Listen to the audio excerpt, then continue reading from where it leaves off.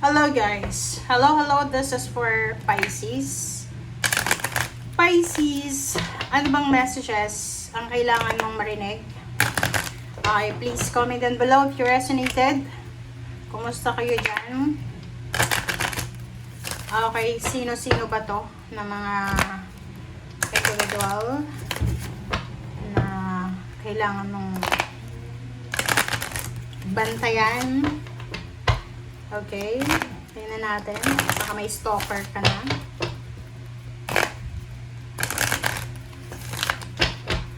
Alright. This is for Pisces.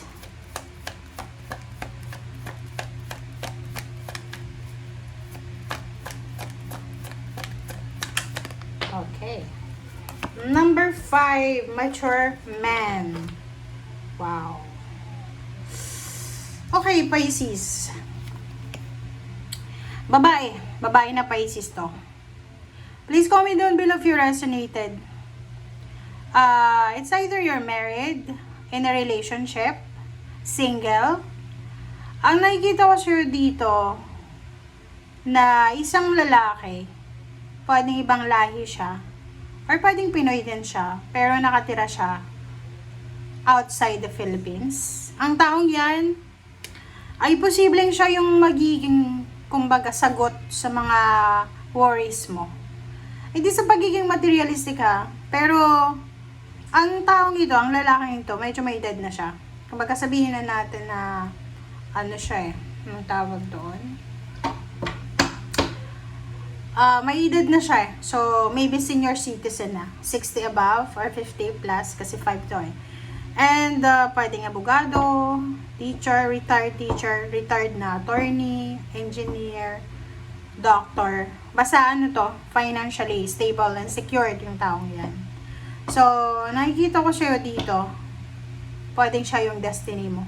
Siya yung soulmate mo. Wow.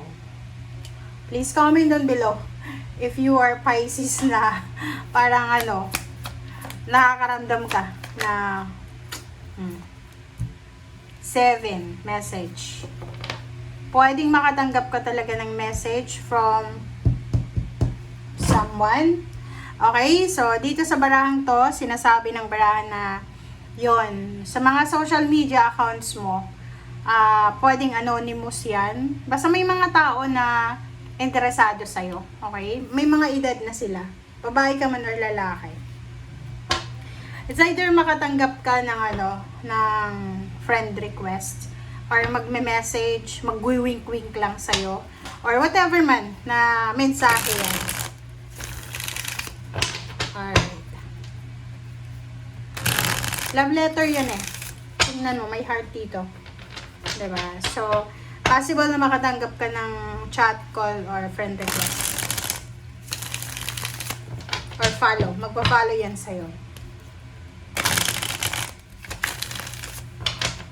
Oops. Okay. First card natin sa second deck is 3 of Pentacles. Ito ay para doon sa mga Pisces na you're planning to mag-launch ng business. May iba sa inyo dyan na siguro empleyado ka ba? Or ano ba yung ginagawa mo sa ngayon? Pwedeng unemployed ka, employed, may business. Kung may business ka, pwedeng magkakaroon ka ng bagong business idea na which is not related. It is not related sa kung ano yung business mo sa ngayon. Another is collaboration. So, nakikita ko sa iyo dito, talagang there's someone influential. Okay? May impluwensya yung taong to. Financially stable and secured. There's a partnership, collaboration na pwedeng mangyari. Contract signing. Nakikita ko sa'yo dito, lalo yung mga babae na Pisces, walang age bracket to. Ano man yung age mo, from 18 years old or 20 years old above, you are attracted, or hindi ikaw yung attracted. Yung mga tao na financially stable, sila yung ma-attract sa'yo. Diba? Like, without your knowing wala kang alam dito. Like, halimbawa lang ito guys Ang halimbawa dito, isa kang empleyado, yung boss mo, may lihim palang gusto sa'yo, pero wala kang napapansin. Ino-observe ka lang niya, kumbaga ino-obserbahan ka niya kung anong ginagawa. Hindi sa ini-stalk ka niya ha, pero interested siya sa'yo. Pero in a nice way. Like, hindi siya yung vulgar na magkakagusto sa'yo because maganda yung katawan mo. Siguro, attracted etong taong ito sa'yo dahil matalino ka, magaling kang magdala ng problema, ng task, parang ganun. So, eto siya. Maybe to, para sa Leo, Aries, Sagittarius, or pwedeng Earth signs, Virgo, Capricorn, and Taurus. Okay? So, yun. Ano pa ba? Ano natin? Ten of Wands. There's a Pisces here na siguro marami kayong obligations. Marami kang obligations, duties, and responsibilities.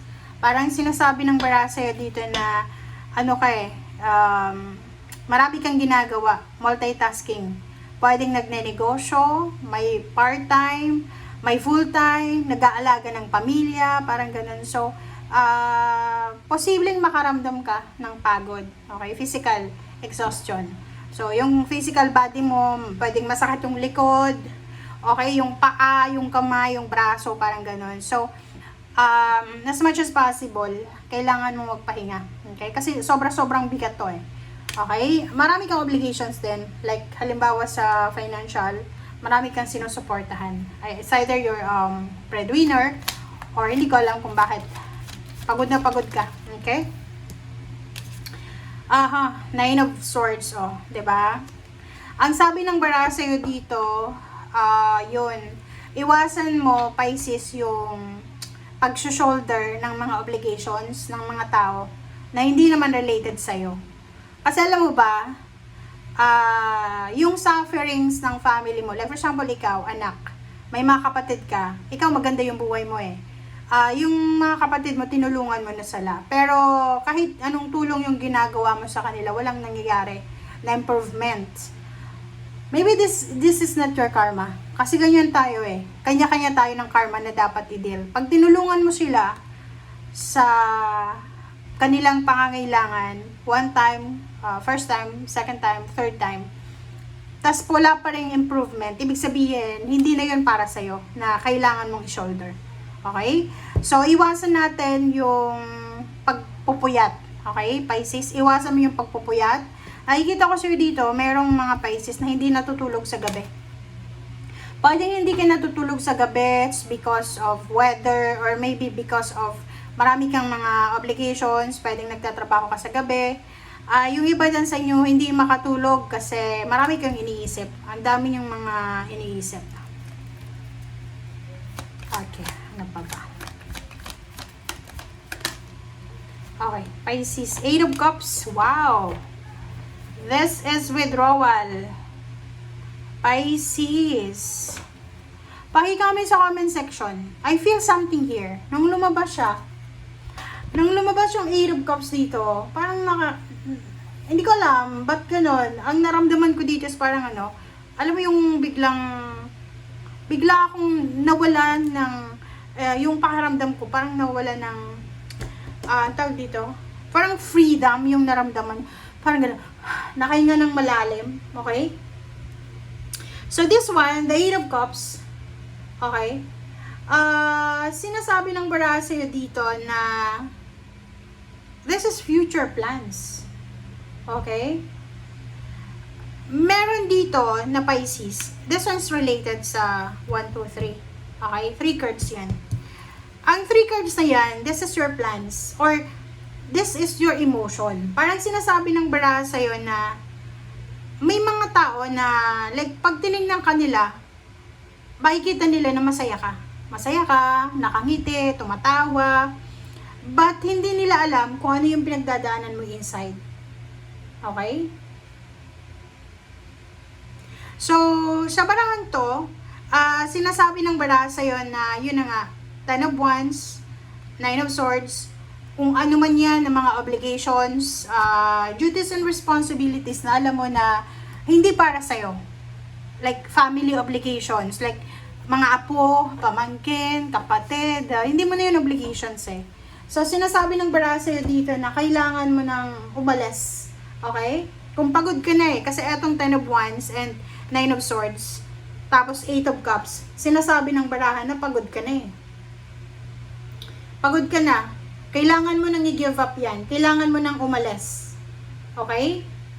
Or, parang sinasabi na leaving the past behind. I-abandon na mo na yung situation na alam mo na hindi makakabuti sa'yo. Okay? And, sa barahan to, sinasabi na you're planning to travel siguro. You're planning to travel, mag-adventure, gusto mong magpahinga, parang ganon, or magbakasyon. Kasi, kung makikita mo dito, isang Pisces ang sobra-sobrang abala. Pwedeng OFW ka, or pwedeng, hindi ko alam kung anong trabaho mo, pero dito sa barahang to, sinasabi ng barahan na sobra-sobra kang masipag, napakasipag mo, nagdo-double time ka, nagtatrabaho ka sa umaga, sa gabi, kasi nagsisave ka ng pera. Okay? Kasi parang nakikita ko sa'yo dito na hindi ka masaya sa kasalukuyan mong pinag-iistihan, pinagtatrabahuhan, or whatever man na location meron ka sa ngayon. So, nakikita ko sa'yo dito, you're saving a lot of money, maraming pera, kasi nag-iisip ka na mag-travel, nag-iisip ka na lumipat ng bahay, lumipat ng bansa, lumipat ng lugar, ng residence, or whatever man. Okay, let's check. Ano pa ba?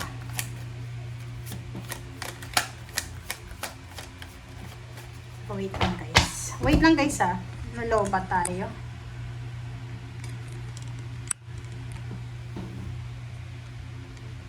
OMG. Paano ba ito? Sorry guys.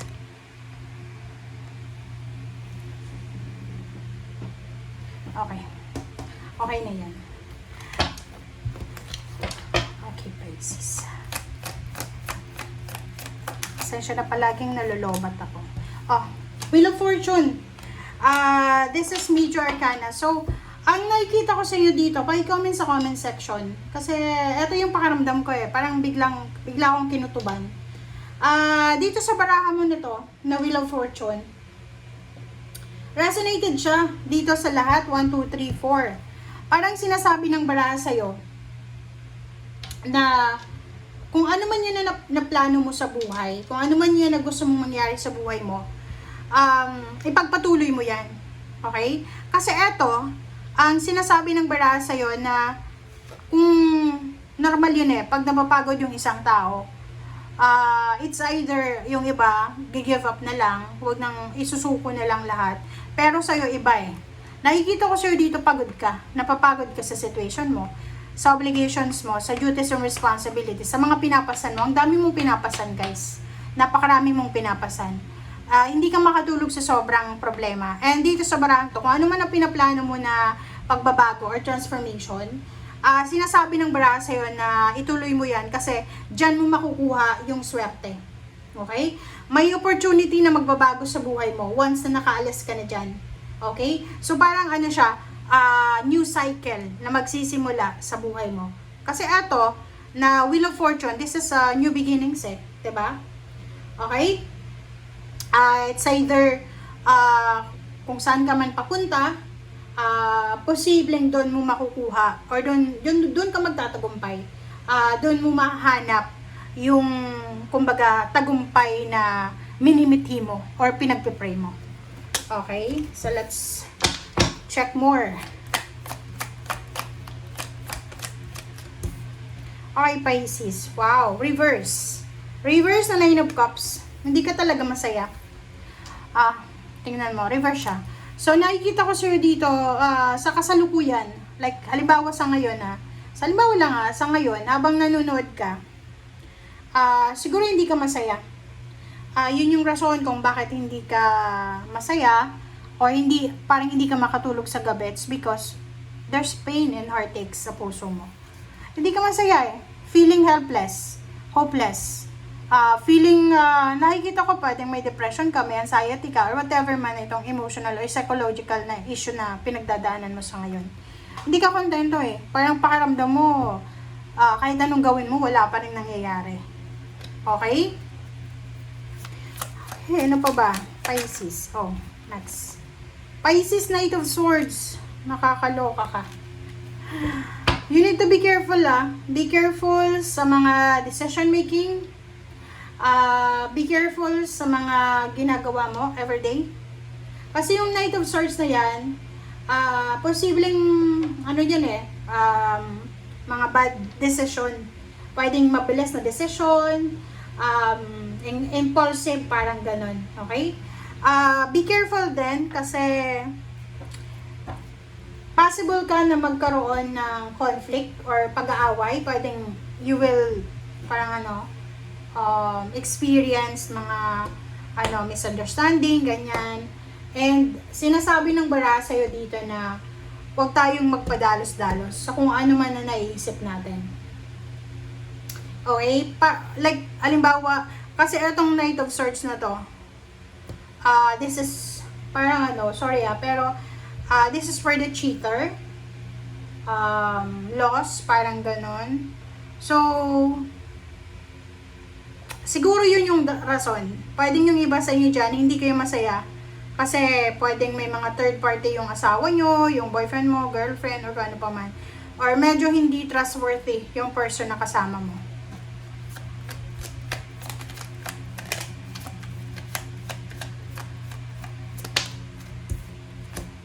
Okay, Page of Wands. This is all about your future. So, titingnan natin, future mo.